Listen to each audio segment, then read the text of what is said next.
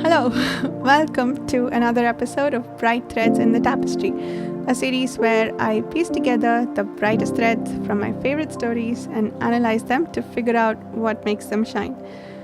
Today I am back with a bright thread from The Curse of the Mistwraith, which is the first book of The Wars of Light and Shadow by Janny Wurts. This passage will be fairly spoiler-free. I think I can keep it that way. I don't have to spoil any events in the book, so you should feel free to listen to this if you haven't read the book yet and are maybe considering reading it and would like a sample of Wurts' writing, for instance. What it does have is some deep history and lore of the world, which at least until book 3 hasn't spoiled anything yet for me. It feels fairly self-contained in terms of what it tells the story of, and it feels like a good thing to sample in terms of writing. So that's what we'll do. We will look at the passage is basically the history of an 18,000-year-old sword, and it is the sword is Alethiel, which Arathon, one of the characters, is carrying, and it has some special powers which we have just witnessed in a preceding scene, and this passage sort of tells the history of that sword. Now, in this episode, I'm not going to do a "what is this series about" portion of it. I will link the first episode, the first Curse of the Mistwraith Bright Thread episode, so that you have that if you like to reference it. And at some point, it's coming, I promise, I will make a video in which I just do a thoughts and impressions type discussion of the Curse of the Mistwraith, so that there is some sort of spoiler-free video available about this, so that I can reference in my future episodes of Bright Threads. So all of that is coming. Look out for that. But meanwhile, if all you're looking for is some sort of introduction to the Wars of Light and Shadow, do consider checking out the first Bright Threads episode. Well, I think it was the second ever Bright Threads episode, but it was the first one for Wars of Light and Shadow. So I'll link that in the description. So the plan for today's episode is, first I'll read this passage to you. And I will have timestamps that you can jump to if you'd prefer to read it yourself, or if you remember the section and you just want to listen to the discussion. Of that I can do for those of you watching this on YouTube. For the podcast, unfortunately, if you don't want to listen to me read, you're just going to have to skip ahead. I don't know if there's a way to jump to a specific timestamp. I don't know how to set that up if there is. So yeah, scrubbing. Please scrub to the part. I think the reading goes for about 13 minutes. I just finished recording it. So whenever I say that I'm starting the reading, you can try your luck about 13 minutes from where we leave off. So that's for the reading, and then we'll talk about why I like this passage so much, why I think this is a bright thread. And I also want to use this passage as sort of a jumping off point for discussions about some topics around world building and some writing, basically. Specifically, the phrases info dumping and making a lived-in world, or building a lived-in feeling world. I want to discuss those two aspects, or those two phrases that I hear used in reviews a lot. I want to explore them a little bit, if you will. To be clear, I am not going to be saying anything negative about Wurts' book. Or writing, because I am doing a Bright Threads episode after all. So I really love this. So it's just something that I want to explore in general, and I think this passage serves as a great example to do so. Cool. Without further ado, here's the reading of the passage. The 5 riders, bound for Camrys, suffered no second attack by Cadrim, though for safety's sake, through several of the narrower defiles, Asandir asked Arathon to ride with his sword unsheathed in his hand. The blade evinced no glow of warning, and then the pass fell behind.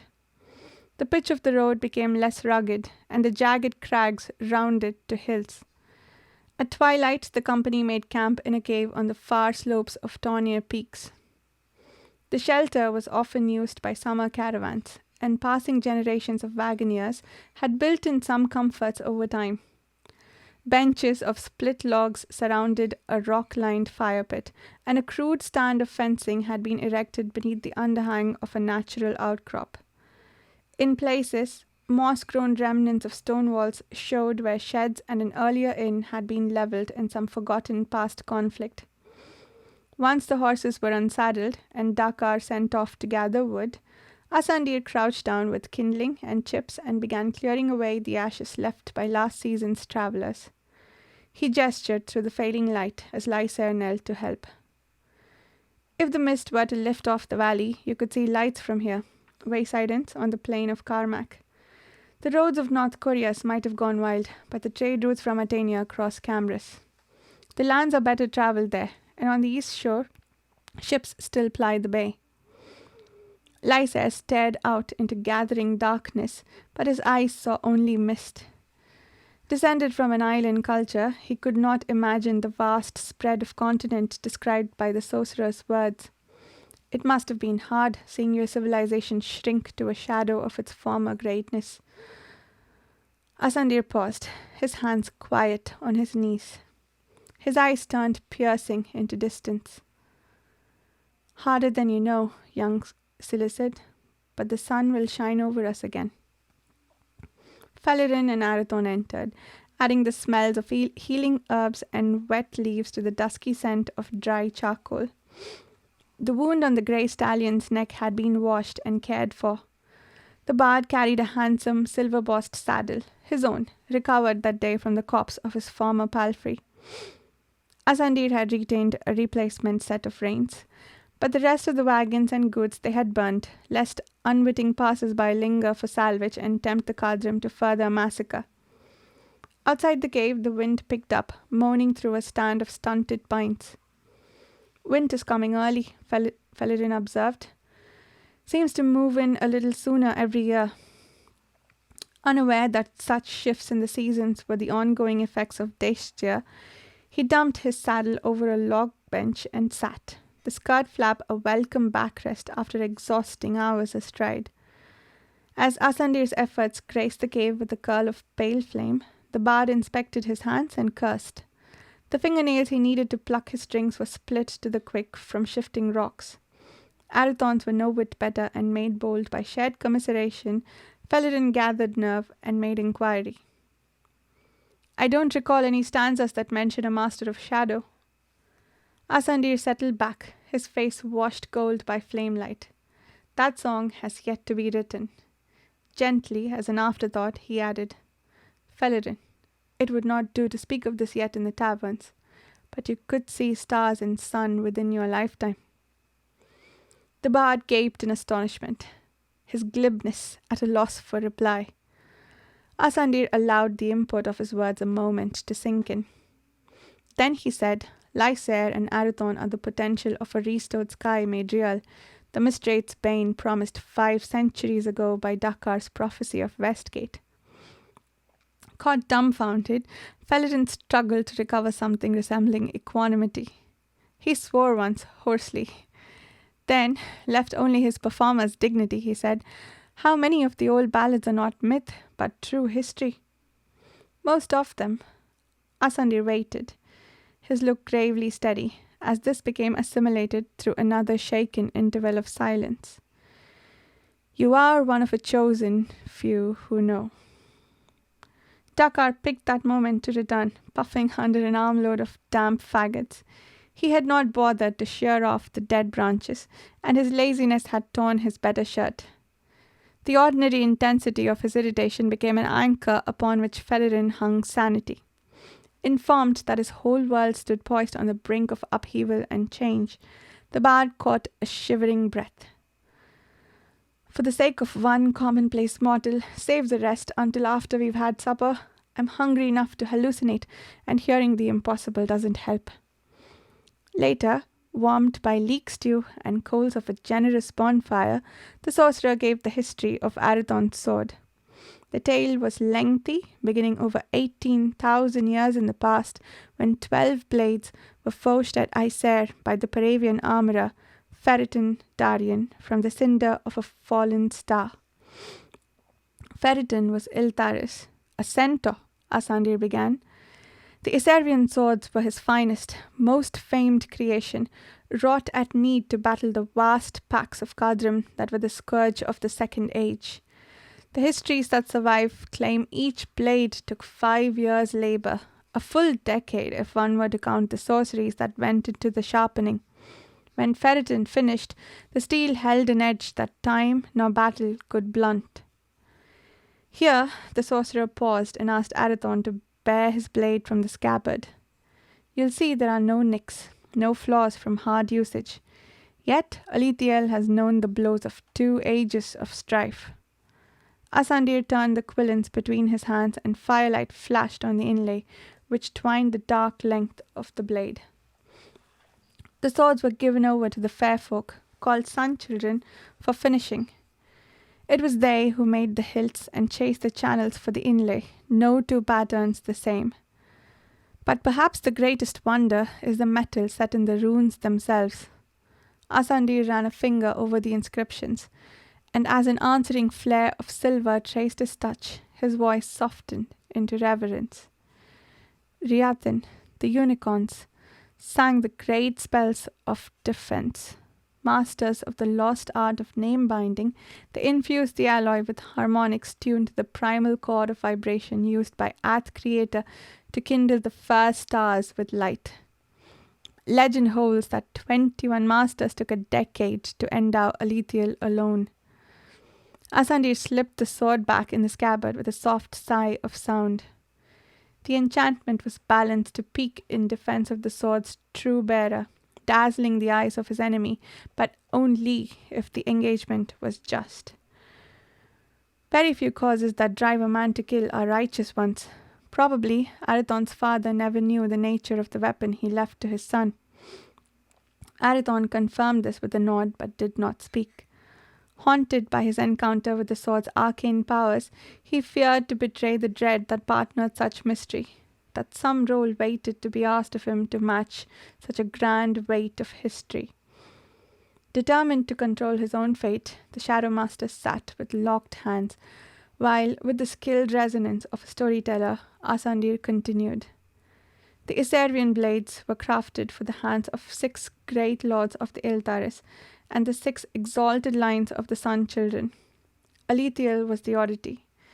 She was forged for Ferriton's son, Dormanir, a centaur born undersized. The blade was tailored to match his proportions, from the length to the balance of the grip. In the wars that followed, thousands of Kadrim died, their last memory the flaring brilliance of an Iservian sword's enchantment. Sadly, Dormanir was one of the fallen. His grieving father passed Alethiel to the king's heir. Arathon heard this and restrained a forcible wish to stop his ears, walk away, even shout nonsense. Any reaction to halt this brilliant, weighty tapestry of names and sorrows far more comfortably left to the ghosts of forgotten heroes. Yet, the still powers in the sword, by their nature, commanded his respect. He could not bring himself to interrupt. If Asandir noticed Arathon's distress, he held back nothing. The prince at that time was a sun child, and true to type for his kind, he stood just 1 span in height.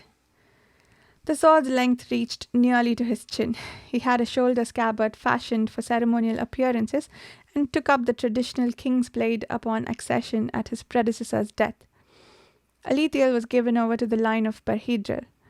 They too were sun children, ill-suited to the weight of a large weapon. When King Enastir died childless, the Tiers Berhidril claimed the kingship. Since another sword, a accompanied the crown, Alethiel remained in the treasury until another rise of Cadrim threatened peace. A centaur lord wielded her through the war that followed, but the blade handled like a toy in his huge grip. Afterwards, the sword Alethiel changed owners again, this time becoming the property of the High King's cousin by marriage. It passed through his heirs to Kianor, who earned the honorific of Sun Lord. This drew a gasp from Felidin, who knew at least a dozen ballads made in praise of the Sun Lord's long reign. Asandir smiled. May the memory of those days never fade. Yet, Kianor Sun Lord did little but possess the sword. He assumed the Paravian crown in Second Age 2545, and as others before him, took up the king's blade out of preference. By then, Alethiel carried a second name, Dael Farron, or Kingmaker, because 3 of her bearers had succeeded the end of a royal line. But if the sword brought kingship to her wielder, she never became a cherished possession. Awkward size made her handling a burden, and though the Assyrian blades that survived the mishaps of time were coveted, no Paravian lord cared to claim one that carried a tragic reputation. Kianor eventually awarded Alethiel to a man for valor in defense of his sister, Princess Talience. Her grace was rescued from assault by Cadrim in the very pass we just crossed. Here, Asandir nodded in deference to Arathon. The emerald in your sword was cut by a sunchild's spells. The initial in the leopard crest changes with the name of the bearer, and since the blade fits the hand of a man to perfection, each heir in your family has carried her since. Asandir folded long hands. Arathon, yours is the only Assyrian blade to pass from Paravian possession. To my knowledge, she is the last of her kind on the continent. Lysair regarded the polished equivalents with rueful appreciation. Small wonder the armourers of Dacinalur were impressed. They held that sword to be the bane of their craft, because no man could hope to forge its equal. Asandir rose and stretched like a cat. The centaur Ferretin himself could not repeat the labour, if, in truth, he still lives. Felidin raised dubious eyebrows. Did I hear right? Could a centaur be expected to survive for 18,000 years? The sorcerer fixed the bar with a bright and imperious sadness. The old races were not mortal, not as a man might define. The loss of the sun touched them sorely, and even my colleagues in the fellowship can't say whether they can ever be brought to return. The tragedy in that cannot be measured. I hope you enjoyed that or enjoyed scrubbing through that. Anyway, so let's talk about why I like this passage enough to, do a bright thread with it. Some very high-level reasons to start with.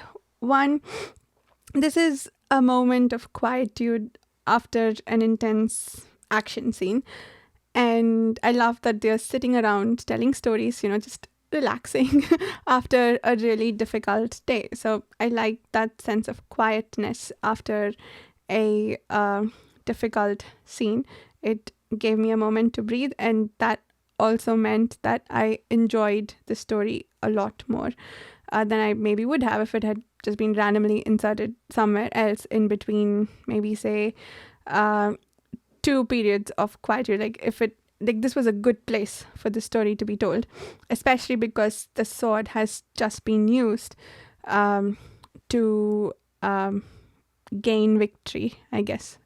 I said I wouldn't spoil anything, so that I hope doesn't spoil anything that came before. But anyway, the sword was used in the struggle that came before, and so it made sense that we'd hear more about it. We didn't have to wait to find out why it worked the way it did. So yeah, it was just a really good spot for the story, for starters. Secondly, I tend to love scenes that describe some sort of blacksmithing or swordsmithing. I don't know why. I have been trying to, troll my personality and try to figure out what about it makes it so that I love blacksmithing scenes. I have no answer to that. I enjoy lifting weights, maybe something related to that. I don't know. I genuinely do not know. There are several in stories that I love that I appreciate, that stand out to me. There's, I think, Perrin's famous scene in The Wheel of Time. I really enjoyed reading that. In The Last Airbender, Avatar, The Last Airbender, a certain character forges a sword from a meteorite. Loved watching that. I keep rewatching that scene whenever I remember it. And a few other examples, I suppose, come to mind. But in just that a swordsmithing tale is very appealing to me for some reason. I don't know. Don't ask me to explain. But so it fits that bill as well. And of course, this story this sword has been forged from. It was forged from the cinder of a fallen star. Of course, that pulled me in immediately. And then we get to find out the history of the world. This story was, through the story of the sword, we were told the history of the world. About, I think the Paravians so far were just sort of teased. They were mentioned. It wasn't really clear what they were and what kind of powerful beings they were. It was hinted at, but nothing was mentioned. So here we got a lot of information about what sort of beings they were, these Paravians, who the Fellowship seems to be in some sort of awe about. So, and then it has some really beautiful passages here. This one in particular about how the sword was, inlaid with patterns and had the spells of defense sung into it. So that's telling us about the magic of the world. That's or what we might think of as the magic of the world, but really it's the physics of this world, right? It's just how things work in this world, so it has to be the physics of this world. But so it's and it's written so beautifully, especially this passage. Asandir ran a finger over the inscriptions, and as an answering flare of silver traced his touch, his voice softened into reverence. The fact that in the telling of the tale, in remembering all of it, in looking at and touching the sword, or whatever it was he did with his finger on the inscriptions, that he felt reverence as he was speaking about the sword. That tells us about, I guess we haven't really heard about the rest of the history of the sword yet, just about its forging so far. So we know that a lot more is coming, or that it has a much more deeper history. But also he is sort of revering the abilities of the Paravians, or what they did with the sword, how much work went into it. And then the other thing about this magic, or the physics of this world, as I want to insist on calling it, I have really appreciated this about all the scenes where the sorcerers or anyone does magic. Maybe I give up. I'll call it magic. But whenever they do some sort of sorcery or conjure something, it always takes a long period of time to complete. And I believe there are reasons for that. I've asked Janny about it during one of our live stream discussions, and I got an answer, which might be a bit spoilery. So if you haven't read the books yet, I'm not going to share it here. But it is for a reason that that any magic woven in this world, or any conjury woven in this world, takes place over a long period of time. but I love that. Like, I love that most magic that we see in this world, most expressions of it, aren't flashy and instantaneous. They take time, they take work to create and do what they're supposed to do. And once again, that's evident in this story. So we see that this sword was forged over the course of 5 years, and it took 5 more years to imbue it with some sort of sorcery. And then, they sang, the Riatan sang spells of defense into it, and it took 21 masters a decade to endow Alethea. So it sounds like it took a net of about 20 years to make this sword. So yeah, I guess that's a great example of all the other magic in this world. We see the magic happening as we go in many instances, and those are I love how those are described with the slow weaving and careful work that it takes. And I will, as you can probably expect, do a bright thread with just some scenes of the weaving of magic, or conjury as it tends to be called in this book. I don't think it's ever called magic. It's mostly, grand conjury, or maybe it's even called sorcery. I'm not sure. I don't know if it makes a difference what we call it. I suspect it does. but I might keep slipping into calling it magic because it's easier to think of it that way, even though I convinced myself that it's actually the physics of the world. But I'm looking on this world from outside, and it feels like magic to me, so we'll call it that. I suppose that's all right. So so this is another example. 20 years to weave this sword, or to forge the sword and imbue it with magic and sing spells of defense into it. And then, well, first, it sounds so beautiful, going back to what I said about how beautiful all of this is, how beautifully descriptive the story was. This line, I guess, is a great example. Riatan, the unicorns, sang the great spells of defense, masters of the lost art of name binding. They infused the alloy with harmonics tuned to the primal chord of vibration used by Ath Creator to kindle the first stars with light. Legend holds that the 21 masters took a decade to endow Alethea alone. Ath Creator used the there was a primal chord of vibration which Ath Creator used to kindle the first stars with light. And the Riatan, the unicorns, are able to channel this and build spells of defense into the sword. That is one powerful sword. Or actually, there are, 21 of them? No, 13 of them. Sorry, I forgot what I just read like 5 minutes ago. But there are several of them, and each of these took 20 years of work to make. They are careful labors of love, and they were built to serve a purpose, and they were built to not be misused. Like this passage tells us, Asandir slipped... Yes, this bit.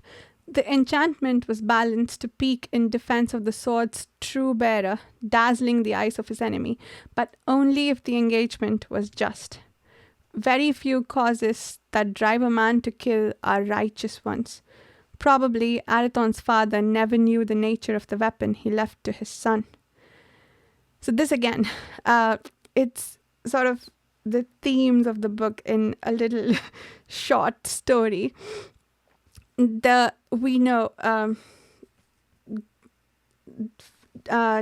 Trying to not allow wars to happen. I am phrasing that very poorly, but preventing bloodshed and wars over causes that seem righteous but aren't really is a very big theme that cuts across the book, and I think across the series. And again, we see that in this story. We see that a sword was built to only peak in defense if the engagement was just, and if the cause is indeed righteous and not just that the bearer thinks so, the sword will decide. So yeah, I love that it's something that prevents bloodshed for the wrong reasons, that it's a sword that doesn't allow itself to be used for the wrong reasons. Such a powerful sword must have these defenses built in that tells us about the nature of this world, the nature of the Paravians, and I suppose the author who's writing this, what a brilliant theme that is to weave into the story. So yeah, that was another reason why I thought this was a bright thread, I suppose. And then here, doubling down a bit more on some of the beauty that I found in this passage. Here, Arathon fights his destiny. That's something that he tends to do. We won't talk about it too much because that's not the subject of the bright thread. But this bit, Arathon heard this and restrained a forcible wish to stop his ears. Walk away, even shout nonsense. Any reaction to halt this brilliant, weighty tapestry of names and sorrows far more comfortably left to the ghosts of forgotten heroes. Yet the stilled powers in the sword by their nature commanded his respect. He could not bring himself to interrupt. So this passage, this paragraph, along with what we read about Asandir, his voice softening into reverence, they are telling us about the sword. It's sort of inspiring some sort of reverence in me for the sword too. I have built up some sort of awe for it already because, it's forged from the cinder of a fallen star. It has lights from the primal chord of vibration, harmonics from the primal chord of vibration woven into it as defense spells. So I am in awe of it. But to layer it with the awe of these characters, it really adds to the depth of my awe, I suppose. And again, I think this is just a lovely way to phrase it. The stilled powers in the sword by their nature commanded his respect, or I softened into reverence. This is really weighty words to use to express this, and it works. And this bit again, the magicness of the sword. That I love this little tidbit that the emerald in your sword was cut by a sunchild's spells. The initial in the leopard crest changes with the name of the bearer. So this bit about the emerald having an initial that changes with the name of the bearer, that feels almost silly, but it's nice. Like the sword has some additional powers that seem somewhat unnecessary or irrelevant compared to everything else that it can do, but it's sort of a nice detail that was worked into it. So the Paravians, or this Iltaris Paravian who forged it, or the Sunchild actually, who cut the emerald, Ked had some eye for detail, I suppose. Is that what that's telling us? But anyway, the silliness of my analysis aside, I think, that's just such a wonderful detail to add to the sword, right? It has these big magic powers, but look, it also changes initials based on the name of the bearer. And then finally, all of this ends with Asandir rising and stretching like a cat. That was such a wonderful way to end this quiet moment and showing us, like, I think up to this point, so far, Asandir is just this powerful wizard, and to have this image of him stretching like a cat, it's cute, I suppose. So yeah, I thought this was a wonderful story. It really resonated with me. And when I went back and looked at it for the purpose of this episode, I found so many things that really explained why I liked it, I guess. And I wanted to share it here on this episode. Now, on to the subjects that I sort of mentioned that I would like to discuss earlier. So I am fairly new to fantasy. Most of my reading until the last 3 or 4 years was mainly focused on, I guess, a combination of contemporary and literary fiction.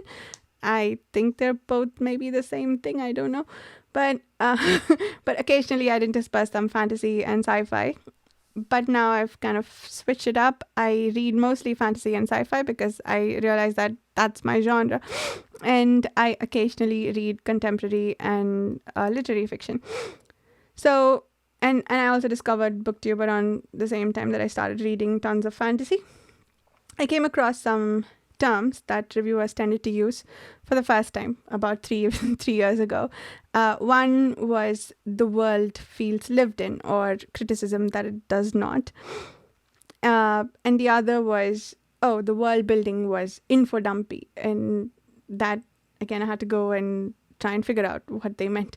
So both of these terms are interesting to me, and like a lot of things that reviewers tend to say, but these two are what I want to talk about today. But in general, I feel like reviewers use many terms that don't have generally agreed upon definitions, or if they do, that's not what they tend to be working off of. It feels like each person has their own definition when they say when they use these terms. So I want to explain what I mean by these terms before we move on to talking about them specifically. So when I think of a world as feeling lived in, well, first, the term was new to me, but when I started thinking about what it could mean, I think something like this world comes to mind. It feels, I think, a world that sort of has its own independent existence, that its aspects or its history and lore haven't been built purely to drive the plot forward, purely for the purposes of the story we are being told. But if this story wasn't told, it could have an independent existence of its own. So a world that feels like that, for me, would be a world that is lived in.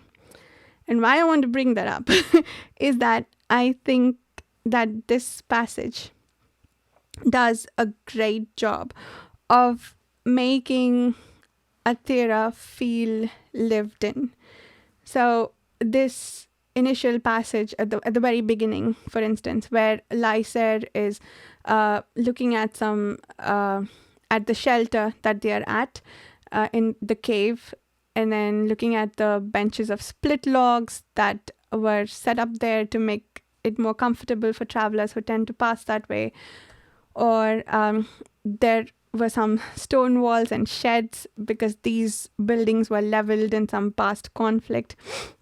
So these places existed independently of these characters, and they didn't have any reason to be mentioned here other than to sort of describe the surroundings and sort of set up the environment for us. And in doing so, we also get this feeling that, this place existed before our characters arrived there. And then we go from there to just telling us about this cave that our characters have arrived at, to then describing the history of the world. 18,000 years of history, no less. And it starts with one sword that did a very powerful thing just a few hours ago. And now we get told the history of the world, how it was forged with the cinder of a fallen star. We are told about the way some of this conjury in the world works, like the bit about the harmonics, about Ath Creator. We're told about all the Paravians who were just mentioned before. So I think all of these served to really make the world feel lived in. It felt real and lived in before this section too, but I think this really cemented that feeling, this story. Like it has its own history, like it has an existence outside of the characters that we are following. And I thought that was really well done. The other term that I hear a lot in reviews is infodumps, which again was new to me. At the time, I was new to booktube and fantasy. I think both of these terms, in some sense, are more relevant to fantasy and sci-fi than contemporary literature. I could be wrong about that. I used to read reviews quite a bit before I started watching a whole lot of booktube too, but I don't remember coming across these terms that much, but maybe I just wasn't reading the right reviews to find them. But so infodump, another term that I feel like is used a lot, but everybody has their own definition, so I'll tell you mine. If I see a lot of definitions in the process of the storytelling, I read a book recently where every time a new term came up, it was, this is called so-and-so, and this is what that means. And there were many, many instances of that, and I guess that was my tube light moment of, that's what they mean by info dumping. So again, for this passage, I loved how organic the elements of the world we were introduced to were. So it's told through a story. And of course, and we've set up the stage in that two of the people listening to the story are new to the world. They've just arrived here from a splinter world of Dasanilor. And the bard, incidentally, knows a lot of stories but doesn't believe that they are true. So the Fellowship Sorcerer is setting him straight on that, telling him some deep history of the world to set him straight on that. So it makes sense that all of this information would be told through the story, but also we're not using this opportunity to say, oh, this is the entire history of the centaurs, this is the entire history of what sun children, like here's what sun children are. I don't know. At the end of this passage, I don't know anything about the sun children other than they are shorter than humans. So we don't get, if this opportunity isn't used to tell us everything about the world that they could have told us. It's only whatever is relevant to the story. It's still very tightly tied to the history of the sword. Anything else that we get to know is incidental, but it's done so organically. I thought it was beautiful. I didn't think about that at the time I was reading it, but I had read the other book that I mentioned where I had the tube light moment, or is it a bulb moment of, oh, that's what they mean by info dumping, when it felt like I was reading a textbook because I had a term introduced followed by some sort of definition of it. None of that is true here. So when I was sort of revising this passage for the purpose of this episode, it struck me how organic all the elements of the world that we're introduced to was, like how easily they fit in without feeling like, oh, I'm just being dumped with a lot of information. So for those reasons, I thought, again, this passage did really beautifully in terms of, the world building elements of introducing aspects of the world that we're not yet familiar with. Cool. So that was my bright thread for The Curse of the Mistwraith. I hope you enjoyed that. I will see you again in the next episode with a bright thread from the Malazan Book of the Fallen. Thank you so much for listening. See you soon. Bye.